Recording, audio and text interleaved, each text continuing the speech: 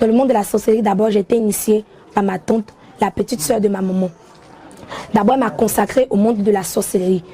Lorsqu'elle m'a consacrée, c'était dès que j'étais bébé dans le ventre de ma maman, elle m'a consacrée. Et c'était prévu que dès mon âge de 6 ans à 9 ans, je pratiquerais la sorcellerie inconsciente. Et quand je suis née à 6 ans, ça a été détecté, j'ai pratiqué la sorcellerie inconsciente jusqu'à l'âge de 9 ans. Il faut dire que le Seigneur a révélé, mais ma maman n'a pas cru. Arrivé à l'âge de 9 ans, la nuit, le jour, j'ai pris conscience que je pratiquais la sorcellerie. C'était une nuit où ma maman avait préparé et la nourriture ne suffisait pas. J'étais mécontente, je disais que je voulais encore manger. Et maman me disait que non, la nourriture ne suffit pas. Donc j'étais au collège, je suis allée me coucher dans une haine. Donc la nuit, je me couche, c'est pas un songe, mais j'ai l'impression que je suis sortie de mon corps, je suis arrêtée dans la maison et je vois ma tante qui est auprès de moi. Et elle me dit bonne arrivée. J'étais contente, je ne comprenais pas ce qui s'est passé, donc elle m'a dit viens, on va partir. Elle avait un manteau noir, comme un boubou noir, très noir et grand même. Et lorsqu'elle faisait les bras comme ça, c'était comme des ailes d'un nègre ou d'un hibou, très large. Et elle m'a porté comme ça, comme un enfant, et on s'est envolé. Elle m'a porté, on s'est envolé. On est arrivé dans notre village, côté maternel. On est arrivé là-bas devant la cour familiale. Lorsqu'on est arrivé, on a commencé d'abord à échanger. Elle m'a fait comprendre que maman ne m'aimait pas, mes frères et sœurs, maman n'aimait que mes frères et sœurs. Parce que moi, mon père m'avait abandonné. Il avait enceinté maman, il m'avait abandonné. Donc j'avais nourri une haine, une colère contre mes demi-frères, de la jalousie. Donc lorsqu'elle a dit ça, la haine avait commencé à monter, je les détestais. Et je lui ai dit que, ah, mais tu m'emmenais ici, ça sert à quoi? Ça fait quoi? Elle dit non, que laisse pour l'instant, tu vas comprendre. Mais des jours suivants, toi et moi, on va se rencontrer et on va échanger. Et les jours qui passaient, à chaque fois, elle venait me chercher, on allait, on discutait.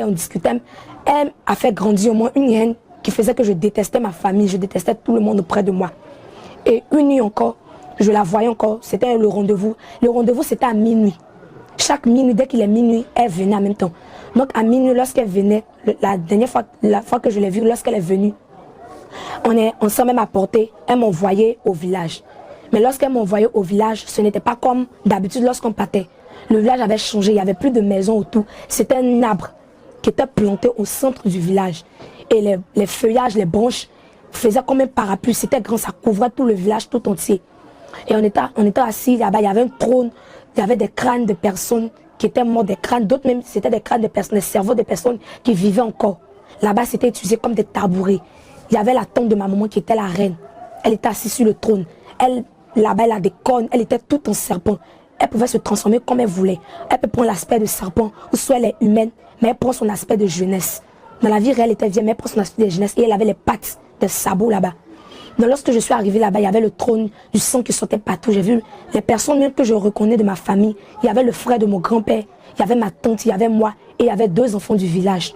Lorsqu'on arrivait, ils étaient tout contents.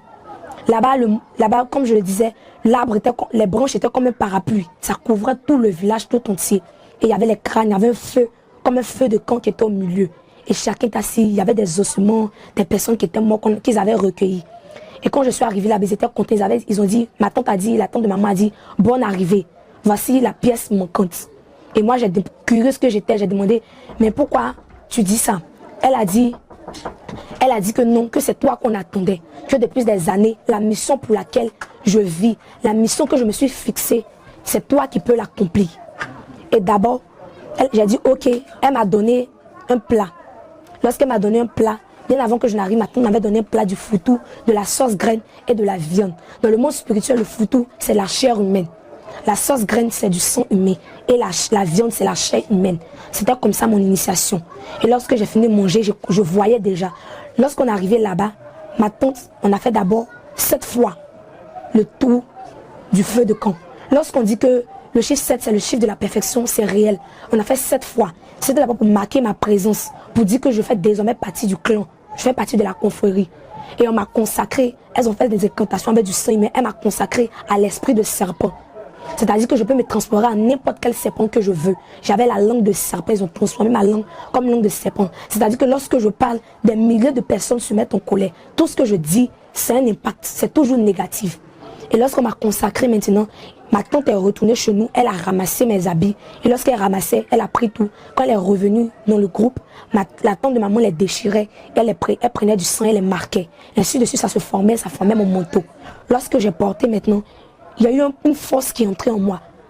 C'était comme des esprits, des démons qui sont entrés en moi maintenant. Je les voyais, je les parlais. Et lorsqu'elle a fait ça, elle a pris encore du sang. Elle a dessiné.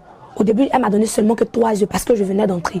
Elle en a fait un au milieu de mon front et elle en a fait 2 derrière parce que je venais d'entrer. Et lorsque j'ai porté le manteau, elle s'est approchée de moi.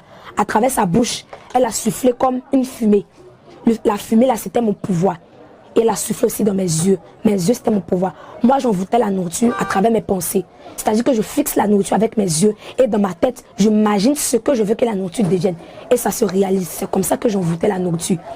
Et lorsque mon initiation a fini, que mon nom là-bas, quand mon initiation a fini, elle m'a donné le manteau et tous les pouvoirs. Elle m'a dit, désormais, tu t'appelleras destruction. Destruction qui veut dire, celle qui garde tout, tu détruis tout. Toi, tu es là seulement pour saccager, pour anéantir. J'ai dit, ok, parce que j'avais désormais les pouvoirs. J'aimais ce qui se passait. Et les réunions ont commencé. Elle m'a demandé comment se passe à la maison. J'ai expliqué le mépris que je ressentais. Elle m'a dit que ma première mission déjà, ça sera d'ouvrir les portes. Les portes, c'est très simple, à travers la colère. À travers la colère, simplement à travers la colère. Parce que j'avais une langue de... Elle m'avait donné une langue de vipère. Donc tout ce que je disais, n'importe qui pouvait se mettre en colère. Donc la réunion a fini, on a mangé. Il y avait des chants là-bas, on chante des chants démoniaques, vraiment sataniques. Et lorsque à 3 heures, tout le monde rentre. Tout sorcier doit revenir, lorsqu'il va en réunion, il doit revenir dans son corps 3 heures, à 3 heures pile. Si tu as trop tardé, tu dois revenir avant que le soleil se lève. Parce que lorsque le soleil se lève et que tu restes dehors, c'est qu'on m'a dit personnellement, tu meurs, tu ne pourras plus rentrer dans ton corps. Et donc à 3 heures, je me suis retournée dans mon corps. Lorsque je me suis retournée, je les voyais maintenant, j'entendais les voix. D'abord, elle m'a dit de placer les caméras dans la maison. Les caméras de la maison, c'était d'abord à travers les toiles d'araignée. Les toiles d'araignée, il y avait des photos. Toutes les photos de Jésus, les personnes qu'on croit de Jésus, les photos de mort, c'était comme des caméras dans la maison. Et j'ai connecté avec la parole. Avec la parole, j'ai consacré les vêtements de ma maman, les accessoires de la maison. J'ai dit que j'ai fait des incantations dessus, des paroles. Et j'ai dit qu'à travers ces habits-là, on surveillera la maison 24 heures sur 24. Et tout ce que j'ai dit a eu un impact. Et je les voyais qui entraient dans la maison. Et ils me demandaient de provoquer telle personne, de provoquer telle personne. Et je commençais à mettre ma maman, mon papa, le mari de maman au collet. Je mettais tout le monde au collet. Et eux, ils entraient dans la maison. C'était comme... Lorsque je mettais les gens au collet, ma maman au collet, c'était comme la porte de la maison n'était plus fermée. La porte était ouverte. Et eux, ils entraient partout comme ils voulaient. Lorsqu'ils entraient, d'abord, je pouvais me transformer en chien pour effrayer les enfants, pour mettre le désordre dans la maison. Et moi, ma mission, c'était ça. Mais ma vraie mission, d'abord, lorsque j'ai commencé, c'était de détruire la vie de mes petits frères parce que je les détestais. Parce que je disais que eux, maman, les aimait plus que moi. Dans la première mission que j'ai faite, on m'a demandé, mais tu viens d'entrer dans la confrérie, qu'est-ce que tu vas faire d'abord? Quelle mission tu vas accomplir? Et comme j'avais cet esprit démoniaque de la méchanceté en moi, j'ai dit que je vais prendre le cerveau de ma petite soeur. Et on m'a donné un canari. La tante de maman m'a donné un canari. Elle dit, si tu récupères, c'est dedans que tu vas le mettre. Nous, on a un python aussi. Dans notre village, chaque famille en a. Donc nous, notre python, je suis allée auprès de lui. Il m'a donné un peu de son venin avec du sang des personnes qu'on a recueillies et des déchets. Lorsque j'ai pris ensemble, je suis allée, c'est comme j'ai mis mes mains dedans. J'ai proclamé des paroles de malédiction sur la vie de ma soeur. Et je me suis rendue à la maison. Lorsque je suis arrivée à la maison, j'ai pris, c'était comme ma main pouvait entrer dans sa tête. Et j'ai mis ma main dans sa tête et j'ai récupéré son cerveau. Lorsque je l'ai récupéré, je l'ai mis dans le canari qu'on m'a donné. Et c'est ainsi que je l'ai ramené au village. J'ai donné ça à ma tante, à la tante de ma maman. Et après ça, mon petit frère, la deuxième mission, dans le monde spirituel, c'est comme j'ai fait mon petit frère, j'ai capturé son âme. Et son âme là-bas est représentée comme une sauterelle. Comme une sauterelle, les animaux ont une signification. La sauterelle, la manière que la sauterelle est turbulente, bouge, saute, c'est comme cela que dès l'âge de 14 ans, actuellement mon petit frère encore petit, il a 3 ans, mais dès l'âge de 14 ans, mon petit frère va devenir, cela ne va pas arriver, mais mon petit frère devait être destiné à être brigand, voyou, fumer, la délinquance. C'était ces paroles-là que j'avais proclamées sur sa vie. Après ça, d'abord, j'ai continué d'ouvrir les portes. J'étais un agent permanent de la maison. Je surveillais tout ce qui se passait et j'allais rapporter cela. Au fur et à mesure, je montais en grade puisque j'accomplissais des missions. Maintenant, on m'a demandé de livrer ma maman. C'était l'heure où je mangeais la viande. Donc, il était l'heure maintenant de donner quelqu'un de ma famille. La première fois, là-bas, il y a des parchemins. Il y a des parchemins, donc tu signes avec le sang. Tu signes que tu livres ta personne ou que tu déclares sur le ciel ou la terre. C'est comme des symboles. Tu es en train de livrer la personne. Et plusieurs fois, la première fois qu'ils m'ont demandé, la première fois j'ai accepté. Cette fois-ci, j'avais signé un parchemin, j'ai pris le sang et j'ai signé. J'ai fait des signes très bizarres, des signes du diable. Et j'ai signé, c'était comme un acte qui approuvait que je livrais ma maman. Et la mission, c'était que lorsque j'étais à la maison, là-bas, la nuit, quand ils allaient venir Moi, spirituellement, je me lève et j'ouvre la porte pour qu'eux ils puissent entrer. Comme c'est la nuit, je ne pourrais pas passer par la colère. Mais spirituellement, je vais me lever de mon corps et ouvrir la porte. Mais ma maman est en train de prier ce soir. Et lorsqu'elle priait, la prière était tellement forte. Spirituellement, je ne pouvais pas agir. Non, c'était comme une fusion de mon esprit, de l'esprit et du physique. Donc physiquement, je me suis levée, j'avais les yeux fermés et je me dirigeais vers la porte pour aller physiquement ouvrir la porte. Et physiquement, j'allais ouvrir la porte et spirituellement, ils allaient entrer. Personne n'allait les voir, mais ils allaient entrer. Et lorsque je me levais, le mari de maman avait un don de clairvoyance. Il voyait bien.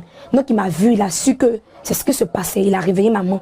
Maman a commencé à prier, elle a prié. Lorsque j'avançais, il y avait du feu autour de la porte. Lorsqu'elle criait mon nom, je ne pouvais pas, je me retenais. Et aussi, ils étaient deux, ils criaient, sans viens ouvrir la porte. Il faut qu'on entre aujourd'hui, elle doit mourir. C'était vers les fins de l'année. On tirait vers novembre. C'était elle qui était destinée, dans le monde spirituel. Ils avaient destiné, c'était elle qui était comme le mouton qu'ils allaient tuer pour fêter la fin de l'année. Donc ils criaient, maman aussi était en train de prier, donc je ne pouvais pas. J'arrivais pas, je pleurais physiquement même. Donc j'ai dit que non, je ne peux pas, que le feu là me brûle, que vous-même entrez, vous allez voir le feu qui est dedans. Que pourquoi vous n'entrez pas, spirituellement entrez. Et ils ont dit que c'est comme ça, eux ils vont partir. Et ils ont dit une parole, mais tôt ou tard, on l'aura. Je veux signifier que ma maman là-bas, on ne l'appelait jamais par son nom. Elle n'avait pas encore fait son baptême, mais elle s'appelait Jeanne d'Arc, mais là-bas, on l'appelait esprit principal. C'est-à-dire qu'il y a une stricte interdiction de dire, prononcer le nom de ma maman. Donc lorsqu'ils sont partis, le matin je me suis réveillée, maman a su ce qui s'est passé, ils ont posé des questions. Le Seigneur a révélé que je pratiquais la sorcellerie, c'est là que ça a été dévoilé. Lorsque ça a été dévoilé, on allait chez le pasteur. Puisque j'avais la langue de serpent, je montais. Je montais. Toutes mes confessions, je ne faisais que mentir. J'étais assise en face du pasteur et je sortais de mon corps. Je précise que mater comme c'est là, quelqu'un qui est en train de parler, la manière que je suis arrêtée comme ça, il peut sortir. Mais ce n'est pas son âme qui sort, c'est son esprit qui s'en va. Parce que si l'âme sort, c'est comme quelqu'un qui dort ou qui meurt. C'est l'esprit qui s'en va, l'esprit s'en va. Et donc à chaque fois qu'on me posait les questions, mon esprit partait. Et à cause de ma langue de vipère, je mentais, je ne disais jamais la vérité. Je mentais, je disais quelques trucs qui n'avaient rien à voir avec la vérité. Et à chaque fois que j'essayais de faire ma délivrance, je refusais. Je disais oui, mon fond de moi, je ne voulais pas avoir ma délivrance. Et à chaque fois que je mentais, que je faisais croire à mes parents que j'étais délivrée, je montais en grade. Au début, j'étais seulement une petite là, celle qu'on envoie pour ouvrir des portes. Mais arrivé, moi, j'ai commencé à grandir. J'ai commencé à grandir. Et ma maman, ils ont déménagé, ils sont arrivés dans un autre lieu. Quand ils sont arrivés dans un autre lieu, j'ai continué à pratiquer la sorcellerie. J'ai commencé à, ma petite soeur, la dernière, elle est née. J'ai commencé à la rendre malade. Elle, là-bas, on m'avait dit qu'il y a un coffret rouge qu'on m'avait donné. C'est-à-dire qu'elle doit mourir. Et que lorsqu'elle va mourir, elle va être transférée. Ils m'ont dit qu'elle est un diamant. Et dans le spirituel, quand je la voyais, c'était comme un diamant dans la main de ma maman. Et donc lorsqu'elle allait mourir, mais elle allait devenir diamant, j'allais le mettre dans le coffret là. Et puis j'allais garder. Donc j'ai commencé à rendre ma petite soeur malade, je lui lançais des maladies. Je faisais appel à des esprits pour lui lancer des maladies. Mais parfois ça la prenait, elle tombait malade, parfois ça n'arrivait pas. Et puisque j'étais initiée par ma tante, arrivé au moment où ma maman voyait que la sorcellerie, je ne voulais pas laisser, elle m'a envoyé à Bobo. À Bobo, là-bas, ma tante était là-bas. Lorsque ma tante était là-bas, la sorcellerie grandissait. On ne faisait qu'on voûtait les nocturnes, on voûtait les nocturnes. Et il y avait là-bas mon grand-père qui m'avait éduqué, puisque mon papa m'avait laissé, qui m'avait éduqué de mon bas âge jusqu'à quand j'ai grandi. Lui, depuis des années, bien avant que je ne sois née, depuis 1900, je ne sais pas, ils avaient provoqué un accident. Même actuellement, l'accident, son pied est pourri. C'est-à-dire que la plaie n'a pas encore guéri. Dans le spirituel, chaque membre de la sorcellerie vient déféquer dessus. Et c'est ça qui fait que la plaie ne guérit jamais. Jusqu'à présent, je vous dis que la plaie n'est même pas encore guérie. Elle est encore paraît. Donc je pratiquais la sorcellerie, je continuais à gâter le travail. Maman, à chaque fois qu'elle gagnait un travail, c'est comme dans le monde spirituel. Je prends du sang, toujours du sang, des déchets et le venin du serpent. Je maquille son visage. Je fais des mots, je peux créer comme... Je crée un visage de chien ou un visage de chat. Et ça fait que physiquement, son patron ou sa patronne ne voit pas un visage de chien ou de chat. Mais il est repoussé. Il n'a pas envie de travailler avec elle. C'était moi qui faisais ça. J'ai détruit tous les travails que maman a eu. Je les ai tous détruits. J'ai d'abord essayé de tuer son mari pour les séparer parce que lui, il voyait beaucoup. Donc à chaque fois que j'envoûtais, j'attaquais. Lui, il voyait ce qui se passait. Donc c'était comme une menace. Donc on m'envoyait pour aller le tuer. Comme je l'ai dit auparavant, mes cheveux étaient comme du poison. Donc j'ai pris les cheveux là-bas. Les arcs là-bas, il y avait des arcs, des flèches. C'était des intestins de personnes qu'on recueille les os, les intestins. Et là-bas, j'ai transformé ça comme des arcs et des flèches. Et j'ai pris mes cheveux, je les ai mis dans le feu de camp qui est dans le camp là-bas, dans notre confrérie. Et je les ai brûlés. Et je les ai mis au bout de la flèche. La flèche, elle avait trois pointes. Et au bord, sur la ligne là, où on attrape, j'ai écrit mort. C'est-à-dire que lorsque je lancerai la flèche, il est destiné à mourir. Et lorsque j'ai lancé la flèche, il m'a vu dans le spirituel, il m'a vu. Et j'ai quand même lancé. Ça a pris son côté droite. Lorsque ça a pris son côté droite, ça devait pourrir jusqu'à ce qu'il meure. Mais le matin, il s'est réveillé. Il a révélé cela à ma maman. Et par la grâce du Seigneur, il n'est pas mort. Malgré que maman priait, j'arrivais à l'attaquer parce que son mari était une porte d'entrée. D'abord, il ne vivait pas une vie de sanctification. C'est-à-dire une vie de péché. Certes, il allait à l'église. Il avait le don de voyance. Mais il n'avait pas une vie de sanctification. Et ma maman aussi, elle gardait beaucoup de choses. C'est comme j'arrivais à voir dans son cœur. Elle gardait beaucoup de choses dans son cœur. La rancune. Il y avait des choses qu'elle n'avait pas laissées encore du monde. Les mensonges. Les mensonges. Et il vivait dans l'impudicité. C'était une force puissante. Il vivait dans l'impudicité. Il n'était pas encore marié. Mais il continuait d'avoir des rapports intimes et d'avoir des enfants. C'était à cause de ça, surtout à cause de l'impudicité, un mariage impudique. C'était à cause de ça qu'on arrivait toujours j'arrivais toujours à attaquer. Et son mari était colérique. Donc à chaque fois que je disais quelque chose de mauvais, ça le mettait en colère. C'était plusieurs portes qui s'ouvraient. Plusieurs portes qui s'ouvraient. Et c'est comme ça qu'on arrivait à travailler. Et j'étais, comme je le disais, j'étais à Bobo. La sorcellerie, je grandissais. Moi et ma tante, on pratiquait la sorcellerie. Une fois de plus, le Seigneur a révélé. Mais je n'ai pas voulu être délivrée. Donc on m'a envoyé chez ma tante à Lakota parce que ma maman n'avait pas les moyens, elle ne travaillait pas puisque j'avais tout bloqué ses finances. Son mari aussi, ça n'allait pas. En collaboration avec sa maman qui est actuellement toujours sorcière, on a fusionné. C'est-à-dire que quand tu veux travailler avec un autre groupe de la sorcellerie, ta reine, celle qui dirige le groupe dans lequel tu travailles, doit signer un pacte pour te donner l'autorisation de travailler dans ce groupe-là. Donc la tante de ma maman avait signé un pacte avec la maman du mari de ma maman. Donc comme ça, je travaillais avec elle. Donc en collaboration avec elle, on a fermé ses yeux. Donc lorsqu'on travaillait comme cela, j'ai grandi dans la sorcellerie. Après, on m'a envoyé à Lakota chez ma tante. Chez ma tante là-bas, puisque mes parents n'avaient pas les moyens, donc je suis allée fréquenter là-bas pour continuer les études. Lorsque avant de partir, comme je l'avais dit, j'ai capturé des habits, des accessoires de la maison, les toiles d'araignée. C'était des caméras, des satellites. Pour même à distance, même si j'étais en France où je suis, je pouvais savoir exactement ce qui se passait dans la maison. Donc lorsque je suis allée à Lakota comme cela, chaque jour, lorsque je me connecte à la maison, je regarde ce qui se passe. J'ai appris que ma maman en fait, allait se marier. Et spirituellement, je suis allée dans notre confrérie. Je continue, même malgré la Kota, j'allais toujours dans le village pour continuer à pratiquer la sorcellerie, les réunions et tout. Je visitais même ma maman à Abidjan. Donc, je suis allée, j'ai informé la tante de ma maman que ma maman va faire son mariage, puisque c'est à moi qu'on a confié la mission de surveiller. Je lui ai dit. Et elle a tapé le pied 3 fois, comme ça. 3 fois. Et elle a crié au ciel. Elle a dit que tant qu'elle vivra, jamais ma maman ne se mariera. Je vous le dis jusqu'à présent, maman elle a fait le mariage, mais elle n'a pas fait la dot. Ce qui veut dire que la dot, spirituellement, a une très grande valeur. Parce que maman a fait le mariage, mais elle n'a pas fait la dot.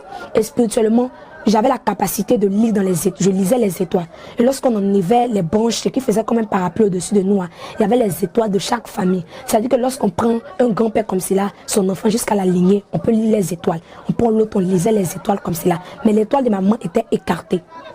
L'étoile n'était pas dans sa lignée, l'étoile était écartée. Et là-bas, on l'appelait esprit principal. Donc quand j'ai annoncé qu'elle devait se marier, l'ordre que ma tante a donné au ciel a fait que ma maman s'est mariée, mais elle n'a pas fait sa dot. Et donc quand maman bizarrement s'est mariée, n'a pas fait la dot, j'étais à Lakota, je continuais de fréquenter là-bas aussi, je pratiquais la sorcellerie, j'attaquais ma tante, je rendais ses enfants malades, je voûtais la nourriture. Et puisque le Seigneur voulait ma délivrance là-bas encore, il a encore révélé que je pratiquais la sorcellerie. Donc ma tante n'étant pas une femme de prière, a pris peur. Et donc elle m'a ramenée à Abidjan. Lorsqu'elle m'a ramenée à Abidjan, ma maman a commencé à me rejeter, elle m'a abandonnée. Bien avant ça, ma tante, une fois, elle m'avait envoyé dans le monde des eaux. Parce que dans notre village, on avait comme un petit lac, un lac. Et dans le monde des eaux, on est entré sous l'eau. Lorsqu'on est entré sous l'eau, il y avait des serpents, des crocodiles. C'était les choses que dans notre village, nos parents adoraient. Les serpents, surtout le serpent. Donc lorsqu'on entrait, il y avait comme un portail, un mur d'eau. Et on entrait à l'intérieur. Lorsqu'on entrait à l'intérieur, on s'est retrouvé directement dans la mer. Et là-bas, il y avait la sirène. La sirène des eaux était assise sur son trône. Son trône, il y avait des coquillages autour d'elle, les étoiles de mer, les coquillages partout.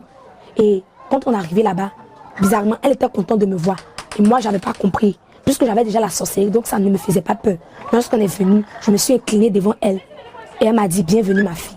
Lorsqu'elle m'a dit, bienvenue ma fille, j'étais contente parce qu'elle était d'une beauté, mais mystique, une beauté mystique. Elle avait sa queue, sa queue de poisson. Il y avait des sirènes autour. Et après, elle m'a dit d'abord que tu seras une âme fatale. C'est ce qu'elle m'a dit. Elle m'a dit, tu seras une âme fatale. Et elle a pris ses longs cheveux avec des coquillages. Elle a soufflé à l'intérieur des coquillages. Et elle a mis ça sur mon bas-ventre et ma partie intime. C'est comme un vent qui est entré. Comme un, on peut dire, un bagage qui est entré dans ma partie intime. C'était lourd. Et après, elle a crié comme un sifflement. Elle a fait appel aux sirènes. Lorsqu'elle a fait appel aux sirènes, on devait me consacrer en tant que sirène. Je devais avoir la queue de sirène, de poisson. Mais elle m'a dit que pour l'instant, puisque je serai une âme fatale, il faut que j'ai d'abord un enseignement. Là-bas, on enseigne aussi comme les tactiques, comment déstabiliser un homme, la séduction, tout ça. Je devais d'abord apprendre le monde de la sexualité, comment avoir des rapports. Ils ne m'ont pas encore donné la queue de sirène, mais ils ont mis un dépôt en moi. Elle m'a dit que ce que j'ai mis en toi, toute personne, tout homme avec qui tu sortiras, tu bloqueras sa vie. C'est-à-dire que plus rien ne va aller, il va échouer catégoriquement. Et toi, tu vas récupérer les semences là. Lorsqu'on va te donner ta queue, là-bas va devenir du serpent. Et tu vas recueillir les semences là. Tu auras des poches ici, spirituellement, tu auras comme des poches là. Tu vas recueillir les semences. Et il y a des sirènes qui viendront les récupérer pour les envoyer sous l'eau. Là-bas, sous l'eau, c'était comme un autre monde. Il y avait comme des usines. C'était comme des usines. Il y avait un endroit où on fabriquait les parfums, les pommades, les vernis, les dissolvants, les mèches. Il y avait tout là-bas. C'était comme une entreprise même. Une entreprise à d'autres qui viennent. Quand j'étais arrivé là-bas, lorsqu'on arrivait, il y avait des sirènes qui venaient avec des semences. Il y avait d'autres qui commençaient déjà qui commençaient à trafiquer tout ça, les pots. En fait, tout ce qu'on voit d'artificiel que l'homme met sur nous, la plupart, ça vient de la semence des hommes. C'est ça que les sirènes utilisent pour trafiquer tout ça. Les mèches, lorsque tu mets des mèches sur ta tête, c'est des serpents que tu mets sur ta tête. Ce sont des serpents. Les vernis dans le monde de la sorcellerie, c'est du sang humain que tu entends de mettre sur ta main comme cela. Même les faux ongles, ce sont les ongles de la sirène. Tous les faux ongles sont les ongles de la sirène, les faux cils. Ce sont elles, ces cils-là, que vous mettez sur vous. Lorsque vous mettez toutes ces choses-là. Donc lorsque elle a mis ce dépôt en moi, je suis revenue sur la terre avec ma tante. Lorsque je suis retenue, j'étais encore petite, mais à chaque fois, j'entendais sa voix qui m'enseignait comment avoir les rapports. C'était vraiment, je ne sais pas comment expliquer, mais ce n'était pas pur. C'était vraiment des pensées impures. Pour mon âge, c'était pas vraiment comment avoir des rapports avec quelqu'un. C'était bizarre. Elle m'enseignait le sexe parce qu'elle m'avait dit que ma partie intime allait devenir comme du serpent. J'allais devenir une prostituée, pas une prostituée officielle. Mais lorsque j'allais aller à l'école, j'allais me prostituer. J'allais sortir avec les jeunes, même les professeurs, pour avoir la moyenne. Et lorsque je suis revenue à Abidjan, la sirène a continué à se manifester. Elle a continué à se manifester. Et puisque maman a vu que mon cas devenait, je suis passée d'une autre étape, puisque maman a vu que mon cas devenait grave, elle m'a envoyé dans un camp de prière. Je ne vais pas, c'est à Abidjan ici, je n'ai pas dit le nom du camp, mais c'était pas une église. C'était même pas une église, parce que la confrérie de ma famille et la confrérie de l'église de ma maman venaient là-bas aussi. Parce que dans l'église de ma maman, je travaillais là-bas aussi. Ma famille et l'église avaient signé un pacte qui permettait que je travaille là-bas aussi. Là-bas, moi, j'étais la chef des enfants. C'est-à-dire que tous les enfants qui pratiquaient la sorcellerie, c'était comme moi, j'étais comme la petite reine. C'est moi qui les gouvernais, c'est moi qui les gérais eux tous. Et là-bas, la mission première, c'était de bloquer les grâces de l'église. On a même mis un voile sur l'église qui faisait que lorsque les prières, c'était comme des vapeurs. Lorsque les gens priaient, l'église priait, c'était comme des vapeurs puissantes. Mais à cause du voile là, ça ne montait pas. Le voile là bloquait. Parfois aussi, lorsque je peux dire, il y a l'onction, le Saint-Esprit descend, qui veut descendre des grâces, c'est comme des pluies, des rosées. Mais à cause du voile encore, ça ne descendait pas. Et parfois, il y avait des anges qui descendaient. Je voyais des anges qui descendaient, qui déchiraient le voile. Mais à cause des cœurs, ils pratiquaient le dépouillement. C'est pour ça qu'on dit le dépouillement, c'est physique.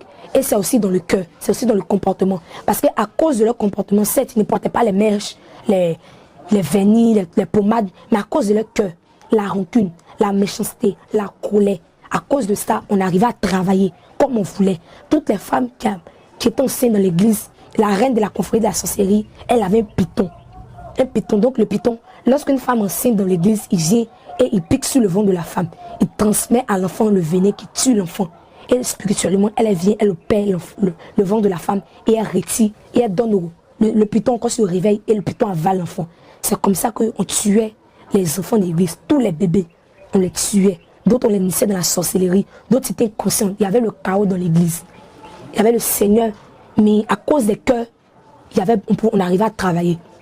Et j'étais passée dans le monde de la confrérie de ma famille, j'étais passée de esclave, je suis passée maintenant à chef de mission.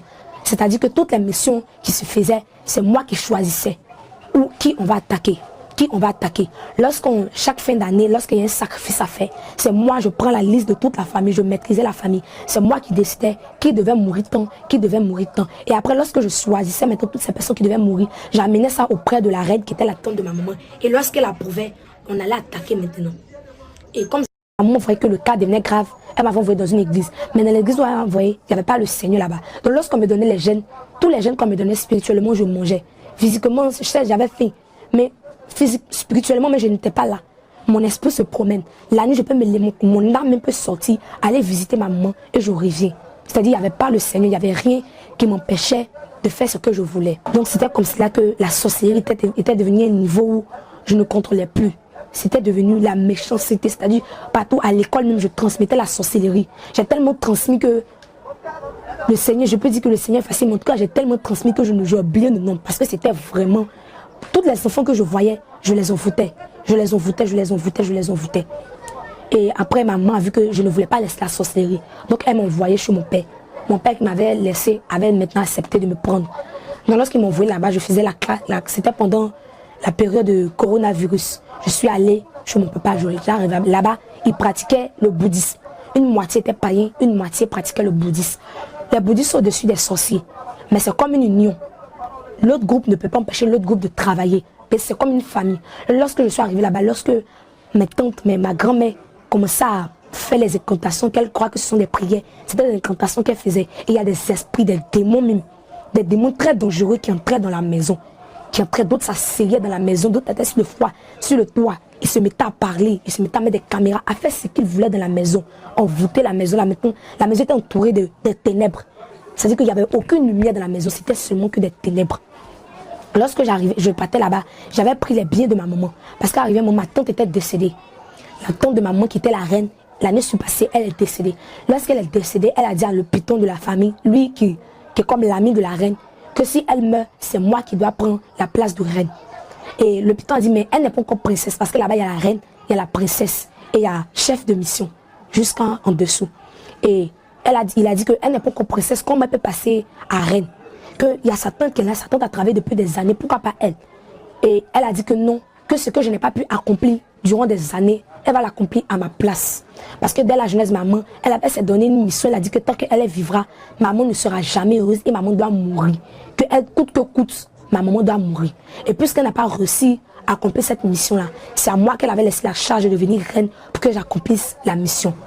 Et le python a dit, ok, comme c'est elle que tu as choisi, il n'y a pas de problème. Mais ma tante, celle qui m'avait initiée, n'était pas contente. C'était devenu comme un chaos. D'abord pour que ma tante meure, ma tante, à chaque fois qu'elle veut mourir, c'est comme si elle entre dans la chambre haute avec le python. Lorsqu'elle entre là-bas, elle fait les incantations, le venin, elle choisit une personne qu'elle veut que la personne meure à sa place. Et lorsqu'elle va, c'est comme elle transforme le visage de la personne, les narines, les yeux, les oreilles, la bouche, tout le corps de la personne comme elle. Et l'esprit de moi qui la suit là, elle fait des incantations pour appeler l'esprit de moi sur la personne. Ça, c'est un autre niveau de la sorcellerie. Ce n'est pas tout le monde qui arrive à le faire. Et lorsqu'elle fait ces incantations-là, l'esprit de moi la lâche et il va chez cette personne. Mais cette fois-ci, lorsqu'elle a essayé, c'était le temps que le Seigneur avait choisi qu'elle meure. Donc, elle avait essayé. Mais finalement, elle est morte. Et quand elle est décédée, il était temps d'introniser une nouvelle reine. Et ma tante voulait être la reine. Et c'était devenu comme un chaos. Parce que le serpent avait reçu la mission de m'introniser moi comme reine.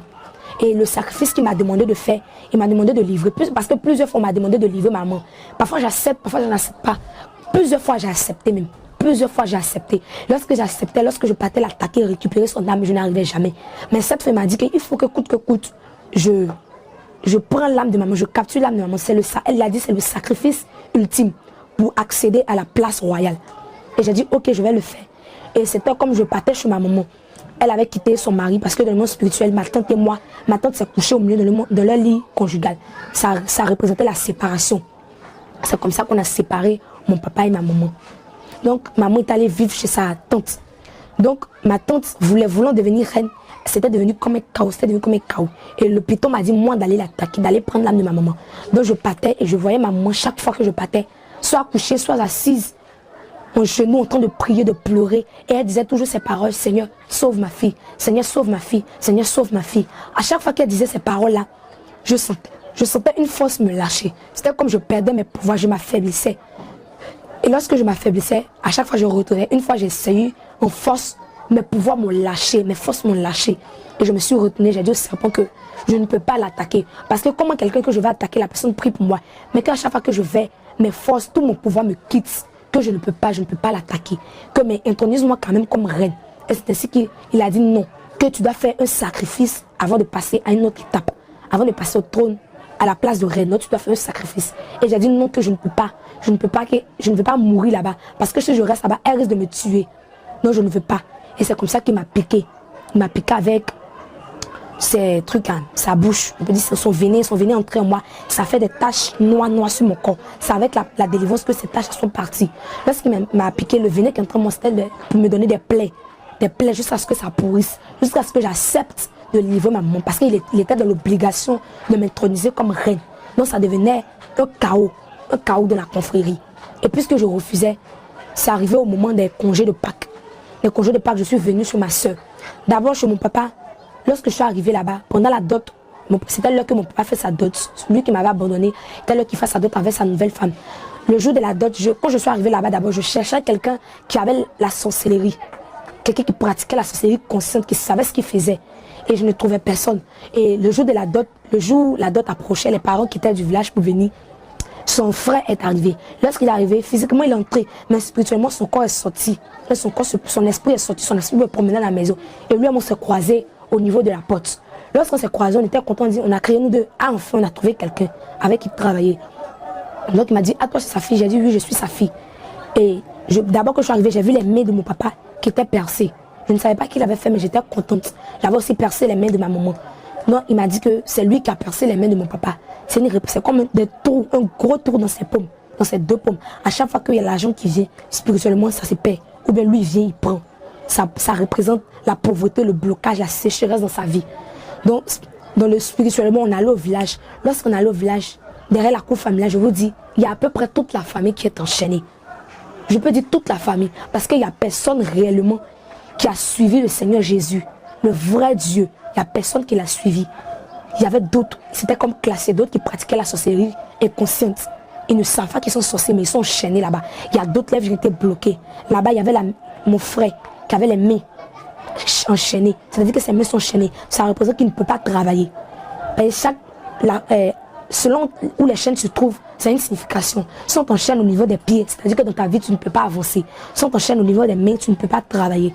Là-bas, il y avait mon frère qui était enchaîné. Il y avait mon papa qui était enchaîné de la tête jusqu'à la plante de ses pieds. C'est-à-dire je n'arrivais même pas à voir son visage parce que tout était des chaînes. Tout était des chaînes. Et j'ai demandé à mon oncle, mais c'est qui est là? Parce que je ne le voyais même pas. J'ai demandé c'est qui. Et lorsque j'ai demandé c'est qui, il a défait les chaînes. Il a délié les chaînes là. Lorsqu'il a délié, j'ai vu que c'était mon papa. Et j'avais l'esprit de la société, donc j'étais contente. J'ai dit, ah, tu as fait un bon travail. Et je lui ai dit, mais l'alcool qu'il boit, c'est pas naturel. Je sais que c'est pas naturel. Et il m'a dit, oui, que l'alcool qu'il boit, c'est mon urine qu'il boit. Qu'à chaque fois qu'il boit, c'est mon urine qu'il est en train de boire. Et c'est là que il m'a dit qu'il faut que je vienne dans la confrérie pour que je puisse grandir. Mais j'ai dit non, que d'attendre un peu. Parce que je vais d'abord demander l'accord à ma reine. Parce que c'était comme ma tante qui était encore mon supérieur là-bas. Mais elle qui avait le chaos, c'était encore elle. Donc j'allais demander elle, avec le serpent, si je pouvais travailler avec un autre groupe. Et c'est comme ça qu'on est revenu au village. Pendant la dot, on essayait d'annuler la dot. J'ai voulu annuler la dot, mais il m'a dit que même s'il fait la dot et qu'il se marie, ça ne va rien changer dans sa vie. Parce que lui, si quelqu'un le voit spirituellement, comme nous on le voit, la personne va dire, il faut mieux qu'il meure au moins. Parce que là-bas, il est enchaîné, il ne peut pas avancer. Il est adjudant-chef, mais rien ne va dans sa vie. Tout est bloqué. Ce sont ces chaînes-là qui le lient dans le monde spirituel. Et j'ai essayé de détruire le mariage, mais on a seulement voûté la nourriture parce que ça n'avait aucune signification à nos yeux. Ça n'allait rien changer dans sa vie, donc on a laissé. Ensuite est venu le mariage aussi de ma soeur, la dot de ma soeur. Dans la même année, dans le mois de, je peux dire, bon, avril comme ça, c'était sa dot. Lorsqu'elle est venue, elle et moi, elle était en train de se maquiller pour faire la dot là. Lorsqu'elle se maquillait, elle parlait au téléphone avec son mari, puisqu'ils étaient en retard. Et j'ai entendu qu'ils étaient un tel carrefour, puisque moi je voulais annuler la dot coûte que coûte. J'ai entendu, c'était à Yopougon, j'ai entendu le carrefour où ils étaient. Donc quand j'ai entendu spirituellement, je me suis rendue là-bas. J'ai voulu d'abord, puisque j'avais les forces en moi, j'avais d'abord l'esprit guerrier. Donc spirituellement, j'avais la force même en collaboration avec ce démon-là.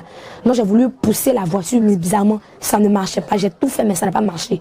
Donc il y avait un de ses amis qui était là, il y avait plein de démons lui-même. Plus que le mari de ma soeur, puisque le mari de ma soeur, il était musulman, il y avait des esprits en lui.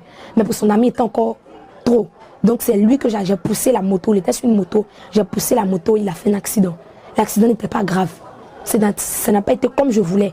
Il est tombé, il est gratigné, les policiers sont venus, ils ont fait des vérifications. C'était pour tirer le temps pour que, parce que s'il durait, les parents allaient s'énerver, les parents sont guéris, d'aller se mettre en colère et risquaient de partir parce qu'ils étaient arrivés aux environs de 15 heures. Moi c'était la mission, mais bizarrement, par la grâce du Seigneur, ils sont venus et ils ont fait la dot. J'ai envoûté la nourriture. À chaque fois que j'ai envoûté la nourriture, c'est comme quelqu'un qui venait, qui enlevait. Dans mon esprit, lorsque je regardais la nourriture, je transférais la nourriture comme du sang humain. Ou d'autres comme du sang humain, d'autres comme de la chair. Mais quand je vois quelqu'un qui vient, qui prend la nourriture, qui jette et qui remet notre nourriture encore. Je ne comprenais pas, je recherchais, je ne voyais pas. Et j'ai décidé de laisser ça comme cela. Et je suis allée en congé de Pâques. Je suis me trouvée à congé de Pâques. J'étais chez ma soeur. D'abord, j'ai rendu les enfants de ma soeur très malades. C'est-à-dire que j'ai pris des os dans le monde spirituel. Et j'ai frappé le fils de ma soeur. Le petit garçon, j'ai frappé. Dans le monde spirituel, j'ai cassé ses os. Ce qui lui a donné une bosse physiquement. Je l'ai frappé, j'ai cassé ses os. Ce qui lui a donné une bosse physiquement. Après tout ça, quand je suis venue à Abidjan, je suis revenue à Yopougon. La première nuit que je suis arrivée, je dormais. Et c'est comme je vois du feu. Je ferme les yeux, je vois du feu, je me vois dedans là-bas. J'ouvre les yeux, je vois du feu, je me vois à l'intérieur du feu. Mais je dis, mais aïe, c'est quoi ça? Ça comme ça me tourmentait. Quand je dors, je ferme les yeux, je dors. Et quand j'ai tellement peur, je me dis, genre, il y avait quelqu'un qui me parlait, qui me disait que tu vas aller là-bas, tu vas aller là-bas, tu vas aller là-bas, tu vas aller là-bas. Et à chaque fois que j'entendais cette voix-là, j'avais tellement peur que j'arrivais même pas à dormir. Quand je me couche, 3 à 5 minutes, je me relève encore parce que j'ai sommeil. Je me l'ai dit, je respirais fortement, comme un soufflement de soulagement. J'ai dit, oh Dieu merci, je ne suis pas morte. Je craignais la mort. J'ai commencé à comprendre que si je ne lâchais pas la sorcellerie, j'allais mourir. Mais je ne savais pas auprès de qui m'approcher. Parce que où je vivais, c'était des bouddhistes, c'était des païens. Je me demandais si je disais, est-ce qu'ils allaient me croire? Est-ce qu'ils allaient m'aider? J'avais tellement menti à ma maman, côté maternel. J'avais tellement dit que je voulais délivrer. J'avais tellement détruit la vie de ma famille que je me disais qu'ils n'allaient plus m'accepter parce que ma maman m'avait laissé chez mon papa. Et donc, je continuais pendant 2 semaines, je me voyais dans le feu. Et à chaque fois, j'entendais une voix qui me disait, c'est là-bas que tu vas aller. J'entendais une voix qui me disait, c'est là-bas que tu vas aller. Ou une autre voix, c'est la même voix qui me disait encore, j'ai tout fait pour t'enlever de ce monde. Depuis combien d'années, j'essaye, je fais tout pour te retirer de le monde de la sorcellerie. Mais tu ne veux pas. Quand est-ce que tu vas écouter ma voix? Quand est-ce que tu vas écouter ma voix? Je ne savais pas qui me parlait. Mais moi, je continuais, je pleurais seulement. La femme me voyait me demander, mais pourquoi tu pleures? Tu es pas loin de dire quelqu'un est malade. Je ne disais rien, mais je me voyais dans le feu, j'avais peur.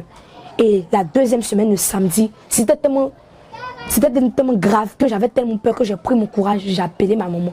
J'ai dit à ma maman que je vais être délivrée. Je n'arrivais même pas à parler parce que je pleurais, je ne supportais plus. Partout où je passe, je vois le feu, je pleure seulement. Et maman a dit, tu vas être délivrée? J'ai dit oui. Et la nuit, elle m'a dit de partir, de rentrer à la maison, de prier. De prier, puis je me couche. Et le lendemain, dans les jours qui allaient suivre, elle allait venir, elle allait chercher. Et quand de prière, on allait aller pour ma délivrance. Et la nuit, pendant que je suis à la maison, je priais. Je peux dire, le Seigneur était venu. Je n'ai pas vu, je n'ai pas entendu sa voix. Mais il était venu, il est descendu, sa présence était autour de moi. J'ai commencé à confesser, j'ai commencé à parler. J'étais dans la chambre, ma famille était au salon. J'ai commencé à parler. Personne ne savait que j'étais sorcière. Personne. Maman avait dit à mon papa que les sorciers me fatiguent. Pour ne pas qu'il me rejette, elle avait dit, mais les sorciers me fatiguent. Mais elle n'a pas dit. Mais j'étais dans la chambre, je pleurais, j'ai commencé à confesser. Et ils sont venus, je leur ai dit que je pratique la sorcellerie réelle. Et quand j'ai dit ça, il y avait quelque chose qui m'a surpris. Que des personnes qui ne sont pas chrétiennes, des personnes païennes, des personnes bouddhistes, on nourrit de l'amour. On nourrit de l'amour, ils m'ont aimé, ils ne m'ont pas rejeté, ils ne m'ont pas jugé. Ils ont commencé à dire, tout le monde m'a dit, ça va aller, on va chercher un coin où on prie pour que tu sois délivré. Et pendant qu'on me disait ça, j'entendais la voix. C'était comme toutes les personnes avec qui j'avais travaillé là. Que ce soit dans l'église de ma maman, que ce soit dans la confrérie de ma famille, que ce soit partout. Le groupe que j'avais travaillé, ils commençaient à me parler. Ils commençaient à me tourmenter. Tu as commencé tes histoires de délivrance encore. Tu as commencé tes histoires de délivrance encore. Je ne pouvais pas dormir dans la chambre et m'envoyer au balcon, sur la terrasse. Lorsqu'on allait sur la terrasse, la nuit, je dormais et je voyais la confrérie de ma famille qui était venue. Ils étaient venus, eux tous, comme des soldats, des guerriers, pour venir me tuer. Quand ils sont arrivés, je suis sortie de mon corps. Pas volontairement, mais je suis sortie. Lorsque je suis sortie, je me suis arrêtée au balcon. Et ma tante a commencé à crier, sors, fais vite, on va partir, fais vite, on va partir. Il est là, fais vite, on va partir. Et j'ai dit, moi, je ne veux pas aller avec vous. On a lutté, j'ai dit, moi, la sorcellerie, je ne veux plus pratiquer la sorcellerie. Entre vous et moi, c'est terminé. Aujourd'hui, j'ai pris la décision de quitter ce monde de la sorcellerie. Et ma tante dit, bon, tu as l'habitude de dire ça. Tu as l'habitude de dire, demain, on va venir te chercher. Elle pensait que je m'amusais. Elle est partie. Le lendemain encore, ils sont revenus encore. J'ai dit, je ne fais plus la sorcellerie. J'ai encore insisté. On a encore lutté. Maintenant, la dernière fois, le troisième jour, elle est venue seule. Et cette fois, elle était venue pour me tuer. Elle était venue avec des arcs et des flèches. Elle m'a dit, sors. J'étais couché, mais elle m'a dit, sors. Et je me suis levée, je me suis arrêtée au balcon. Elle m'a dit, viens, on va partir. D'abord, elle me parlait comme si j'étais sa fille, ma fille chérie, viens, on va partir. Tu sais que je t'aime. Mais moi, je ne voulais pas parce que j'avais pris ma décision. Et je lui ai dit que ce pourquoi je veux quitter la sorcellerie, ce que j'ai vu, pour que j'ai décidé de laisser la sorcellerie, prie pour que le Seigneur, j'ai commencé à dire Jésus. J'ai dit, prie pour que Jésus, le Seigneur, te montre ça aussi, pour que tu quittes la sorcellerie. Parce que si tu restes dans ça, le feu que j'ai vu, c'est là-bas que tu vas aller. Et je suis allée me coucher, et j'étais couchée au mur. Elle a lancé une flèche. La flèche qu'elle a lancée, au bout, il y avait inscrit mort. Elle voulait me tuer en même temps. Puisque je voulais quitter la sorcellerie, elle voulait me tuer en même temps, et en même temps profiter pour prendre la place de reine. Et lorsqu'elle a rentré, elle a tiré la flèche, je vous dis, la flèche m'a effreulé là. Et ça s'est collé au mur, c'est rentré dans le mur. Et j'ai retiré la flèche du mur et j'ai jeté. J'ai dit, moi, à partir d'aujourd'hui, je ne pratiquerai plus jamais la sorcellerie. Et je me suis retenue de mon corps. Je vous le dis, à partir de ce jour-là, je n'ai plus, à partir de ce jour, depuis le mois de mai, début mai, je n'ai plus vu ma tante jusqu'aujourd'hui. Parce que j'avais pris ma décision, j'étais épuisée. J'avais pris ma décision de laisser la sorcellerie. Et côté de la sirène, les enseignements continuaient. Et c'était prévu que cette fin d'année, à minuit, lorsqu'on entrera à minuit, on dirait le 1er janvier à minuit, je serai sous l'eau et on allait me consacrer en tant qu'une sirène réelle. J'allais avoir la queue de poisson. Ma partie intime allait devenir comme du serpent pour recueillir la semence des hommes. J'allais devenir une sirène en tant que telle, une agent de la sirène puissante, consciente. Et lorsque j'ai renoncé, on m'envoyait dans une église. Il y avait la présence du Seigneur, il y avait du feu autour. Pas trop puissant, mais en tout cas, il y avait du feu. Mais le Seigneur, par sa grâce, empêchait qu'à chaque fois, il me visitait à la maison. J'étais à l'église, je dormais à l'église, j'entendais les voix, mais il ne savait pas où j'étais. Et je suis allée à Bobo, j'ai fait quelques congés là-bas. Là-bas, j'avais toujours l'esprit de la sorcellerie. Je luttais. Le Seigneur, par sa grâce, a fait que quelque chose de bizarre s'est passé. J'avais l'esprit de la sorcellerie, j'avais tous les esprits dans mon corps, mais je ne pratiquais plus. C'est-à-dire, les esprits me poussaient, me disaient, on vous tend, on vous la nourriture, mais je ne faisais pas, je luttais avec les esprits parce que ma maman était en train de chercher un endroit véritable où il y avait la prière pour ma délivrance. Je suis allée chez son mari. Puis ils se sont séparés, mais c'est resté comme mon père. Je suis allée là-bas pour quelques temps pour rester avec mes frères et soeurs, pour les surveiller en attendant qu'ils rentrent à l'école. Lorsque je suis allée là-bas, ma maman m'a dit, l'église, le pasteur de ma maman connaissait l'église armée de prière et de délivrance. Et il y a l'une de mes tantes là-bas qui a dit que, mais tu cherches délivrance, depuis en fait ta délivrance, on te refait un coin. Il y a une église là. Là-bas, quand tu vas en fait ta délivrance, en tout cas le Seigneur fait que tu es délivré. Et il y avait encore mon tonton qui était dans l'église, en collaboration avec ma maman. On décidé de m'emmener à l'armée de prière et de délivrance.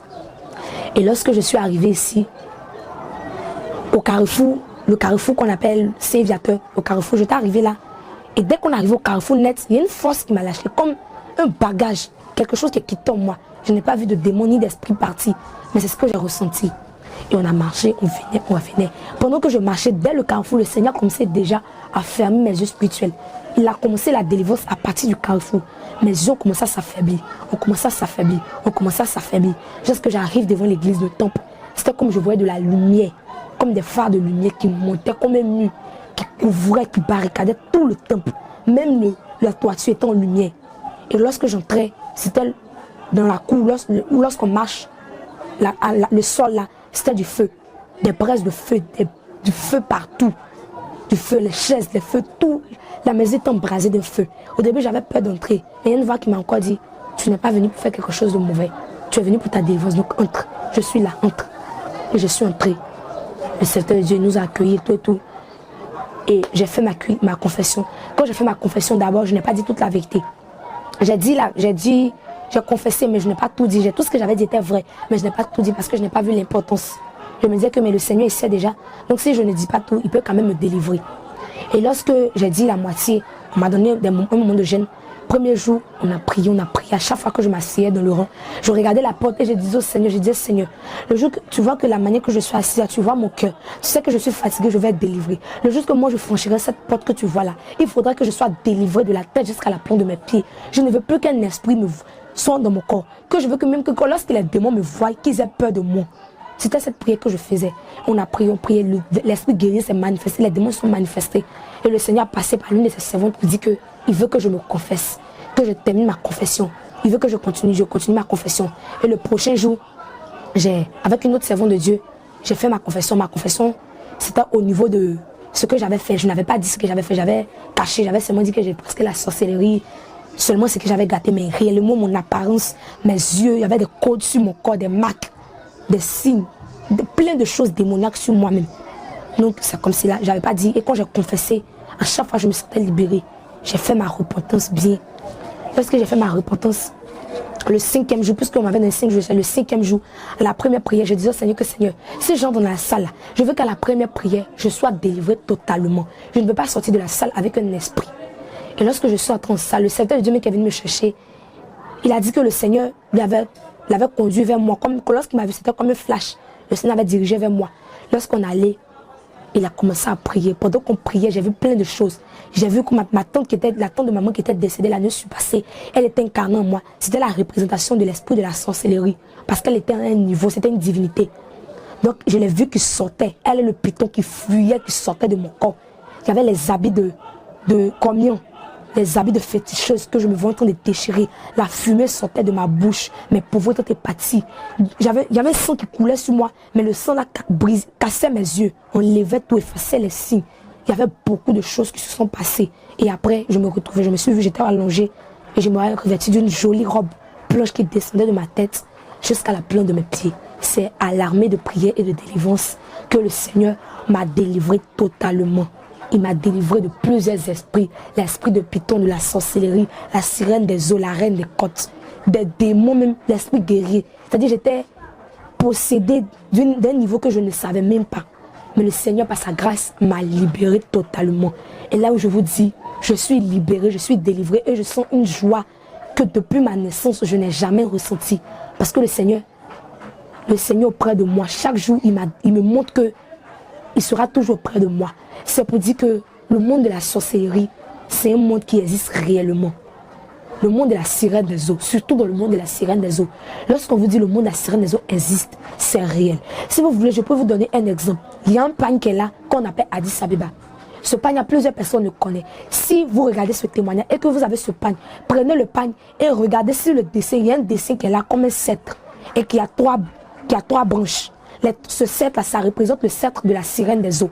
Si vous voulez, venez à l'armée de prière.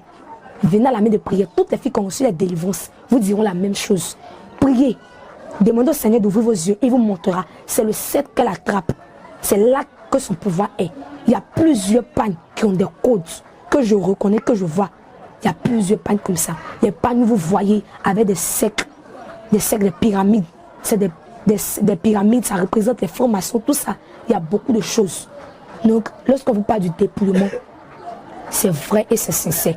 Et pas seulement le dépouillement corporel, mais le dépouillement aussi à l'intérieur. Parce que lorsque tu te dépouilles physiquement, lorsque tu ne dépouilles pas à l'intérieur, un sorcier ou une sorcière ou une sirène des eaux peut toujours t'attaquer. Parce qu'il ne suffit pas seulement de dépouiller le physique, mais aussi de dépouiller le cœur. La colère, c'est une âme très très puissante. Dans le monde de la sorcellerie, dans le monde de la sirène des eaux, c'est une âme très puissante. Une âme très puissante. À chaque fois que vous mettez les mèches sur votre tête, c'est comme à chaque fois que vous mettez les mèches sur votre tête, ce sont des serpents. Mais c'est comme si vous donnez l'autorisation à la sirène des eaux d'entrer dans votre vie. Toutes les personnes qui utilisent des pommades, des parfums, même celles qui vendent, devant chaque magasin de pommades, de parfums, de bouts d'oreilles, de vernis, il y a une sirène qui est arrêtée là. Et c'est elle qui attire les clients. Quand je passais devant les magasins, tous les magasins de pommades que je voyais des sirènes qui étaient arrêtées. Les sirènes qui étaient arrêtées. Et c'est elles, spirituellement, elles attiraient les femmes. C'est elles qui attiraient les gens. Si vous voyez un magasin de pommades, de parfums qui marche beaucoup, c'est qu'il y a des sirènes même qui sont là. Il y a des sirènes qui sont là. Et c'est elles qui attirent les clients, qui poussent les clients à acheter. Donc chaque fois que vous mettez la pommade, c'est une porte que vous ouvrez. À chaque fois que vous mettez la pommade, c'est comme des codes. Elles utilisent ça. Elles peuvent faire tout ce que vous voulez. Lorsque vous vendez même des pommades, des parfums, des vernis, tout ce que vous êtes un agent, vous travaillez pour la sirène. Mais vous ne le savez pas. Plein de femmes qui vendent des pommades, des parfums sont des sirènes inconscientes. Mais elles ne savent pas. Dans le monde des autres, mais elles ne savent pas. Dans le monde des autres, elles sont des sirènes, elles n'ont que de poissons. Mais elles ne savent pas. Donc ça veut dire que ce monde-là, c'est un monde réel. C'est un monde vraiment qui existe. Le seul qui peut sauver, qui peut libérer, c'est Jésus-Christ de Nazareth. C'est lui seul. C'est lui seul qui peut délivrer. Lorsqu'il nous a créés, mes frères, mes soeurs, toutes les personnes qui nous regardent qui vont regarder ce témoignage, c'est un message que je vous laisse. Lorsque le Seigneur nous a créés, il n'a pas mis, s'il voulait qu'on ait des longs cheveux, il nous aurait donné, parce que c'est le Dieu qui peut tout faire. S'il voulait qu'on ait des cheveux de couleur, il nous aurait donné. S'il voulait qu'on porte des talons, qu'on soit au-dessus, il nous aurait donné. Mais s'il n'a pas mis selon nous, c'est parce qu'il nous aime comme cela. Mais à chaque fois que tu mets mèche, pommade sur ton corps, on te reconnaît plus, ton aspect spirituel change. Lorsque tu vas mourir, le Seigneur ne va pas te reconnaître parce que ce n'est pas comme ça qu'il t'a créé. C'est pas comme ça qu'il t'a créé. Quand toutes les femmes qui se dépigmentent, je vous en prie, arrêtez de le faire. Arrêtez de le faire. Parce que lorsque vous vous dépigmentez, vous changez votre peau. Dans le monde spirituel, vous devenez une autre personne. Vous devenez une autre personne. Plusieurs femmes se sont tellement dépigmentées. Lorsque vous voyez les veines, dans le monde spirituel, il y a beaucoup qui deviennent comme du serpent, des crocodiles. Elles se transforment des esprits. La sirène les incarne. Je vous dis la vérité. Je vous dis la stricte et véritable vérité. Arrêtez d'utiliser tout ce que vous dites. Restez naturel. Restez naturel. Le Seigneur n'a pas besoin de tous ces instruments-là, de ces mèches, ces pommades, tout ça, pour te regarder. Le Seigneur n'a pas besoin de ça. Il a seulement besoin que tu restes simple, naturel. Actuellement où je vous parle, j'ai une joie de mon cœur que jamais de toute ma vie je n'ai ressenti. Jamais. Et je vous dis la vérité, même si on me donnait tout, pour retourner dans ce monde, là-bas dans le monde, j'étais très riche, j'avais une puissance. J'étais riche, j'avais tout ce que je voulais. Mais même si on me donnait tout l'argent du monde, je vous dis la vérité, pour retourner dans ce monde, jamais. Jamais. Parce que je sais de là où le Seigneur m'a enlevé, et de là où il va, la manière qu'il va me faire, là où il va me mettre, je le serai toujours reconnaissante. Le message que je peux vous donner, le monde spirituel existe. Le monde de la sorcellerie et de la sirène des eaux existe réellement. Donnez votre vie à Jésus, car c'est le seul et l'unique qui peut vous libérer de ces esprits-là. Au nom de Jésus, que le Seigneur vous bénisse.